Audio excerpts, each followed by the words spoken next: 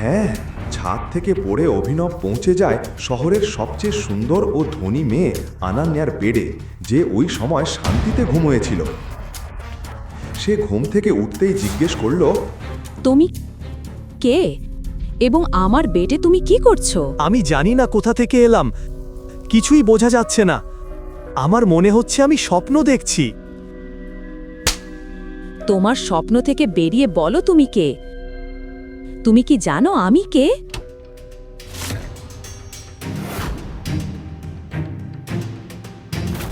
ও ঈশ্বর, এসব কি দিদি? এই ভিখারিটা তোমার বেডরুমে কি করছে? ও, বুঝতে পেরেছি। সানি, তুমি এখানে কি করছো? না না, প্রশ্নটা আমার করা উচিত দিদি। এই ছেঁড়া লোকটা তোমার বেডরুমে কি করছে? দেখো দেখো ভাই, আমি নিজেও জানি না কিভাবে এখানে এলাম। আমি শুধু বলতে চাই আমি ছাদে ছিলাম। চুপ কর। পুলিশ আসবে আর পুরো সত্য উদ্ঘাটন করবে। না না দিদি, পুলিশকে কিছু বলিও না। হয়তো তুমি সিং পরিবারের মর্যাদা ভুলে যাচ্ছ।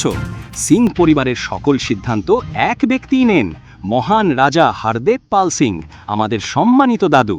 দাদুর নাম শুনে অনন্যার কপালে ঘাম জমতে শুরু হয়ে গেল।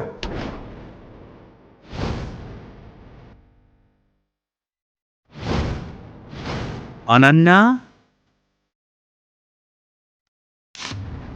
হারদেব পাল সিং কেবল শহরের একজন পরিচিত ধনী মানুষ নন, তিনি ছিলেন বেশ রক্ষণশীল ও কঠোর মানুষ, পুরনো ব্যবস্থার চিন্তার অধিকারী। তিনি স্যুট পরা মানুষ, কিন্তু মানসিকতা ছিল 500 বছর পুরনো।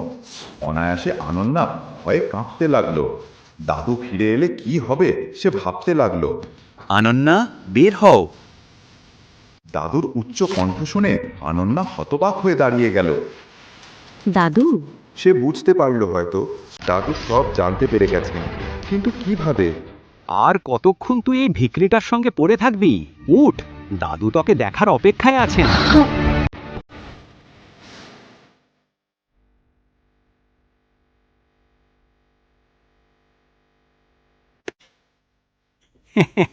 কোথায় যাচ্ছিস ভাই? বড়রা ঠিকই বলেন, অ্যালকোহল স্বাস্থ্যের জন্য ক্ষতিকর। এখন দেখো, এখন কে রক্ষা করবে আমার দিদিকে দাদুর রাগ থেকে? আর তুই ডেলিভারি বয়, তোর তো যা তা হয়ে গেল।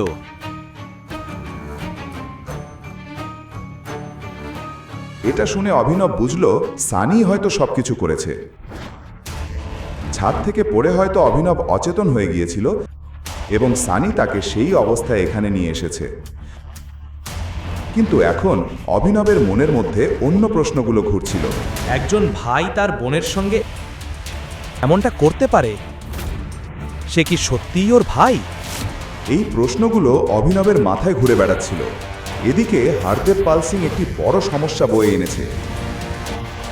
তোমার এত বড় সাহস, বিয়ের আগেই কোনো ছেলের সাথে সম্পর্ক রাখো? তোমাকে আমি আমার নাতনি বলতে লজ্জা পাই। দাদু, বিশ্বাস করুন, আমি জানি না এই ছেলেটাকে। মিথ্যা বলো না। আমি সব জানি, বুঝেছ? সব তোমার মা বাবার ভুল। তোকে পড়াশোনা শেখালাম, বিজনেসও করতে দিলাম, আর তুই একটা রাস্তার ছেলেকে ঘরে নিয়ে এলি। হারদেব পাল অভিনবের হাতে একটি জিনিস দেখে চমকে গেলেন।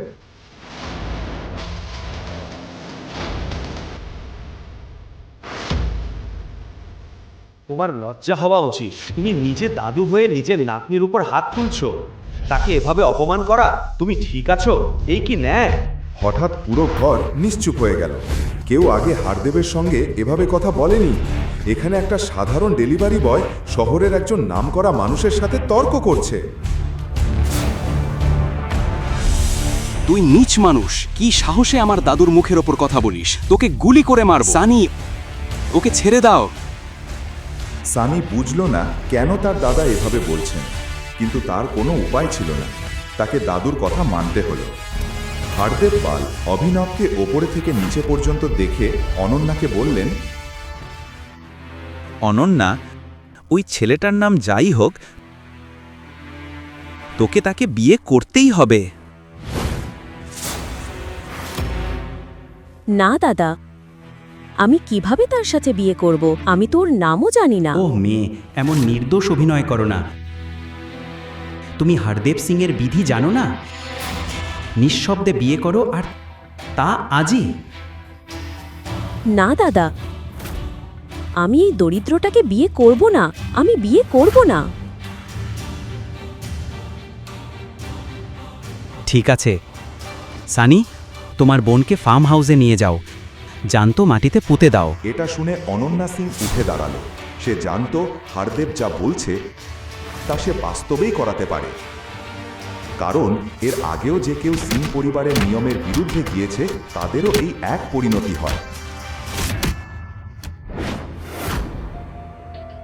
অনন্যা এখন দাদুর সম্মুখে অপ্রতিরোধ্য।